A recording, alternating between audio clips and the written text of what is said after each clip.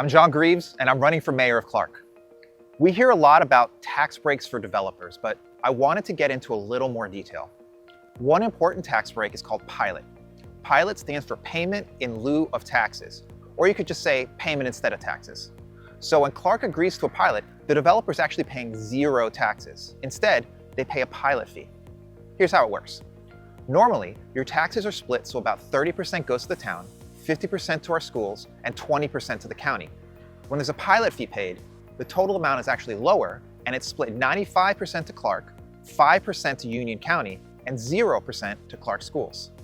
Incentives like pilot can increase development and add revenue, but there's costs. For instance, if a pilot is used for residential property like an apartment building, it can increase the number of students in our school system, but the price to educate them isn't paid for by the developer. It gets passed on to the residential taxpayers. That can mean that the development actually drains more resources from the town than it adds. Let's use Walnut Hill Apartments as an example. Under the pilot agreement they have with the town of Clark, they pay zero to our school district, but there's 28 students going to Clark schools from Walnut Hill. At a cost of around $17,000 per student, that's over $474,000 in expense our school has to cover. So while the town budget benefits, this extra cost to schools isn't paid for by the developer. That difference is made up by homeowners. Some say this is needed for our affordable housing obligation, but there was already an incentive given even before the pilot.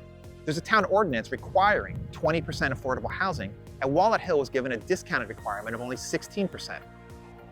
We also need to look at the effect on the local economy. There used to be a number of small businesses on the Walnut Hill site. Now there's none. That's not something that should be incentivized. And finally, it's important to know that pilots are completely voluntary. The council can say no to these if they aren't right. When you put this all together, it's clear. This wasn't a wise use of incentives. We have fewer small businesses in our local economy, we have more students in our schools, homeowners pay more, and Clark got nothing more than what was already legally required. Our leadership has made it clear. They're gonna keep making deals like this. Vote for me, John Greaves, for Clark Mayor this November, and Bill Grzyb for Council at Large if you want leaders who will demand better deals for Clark.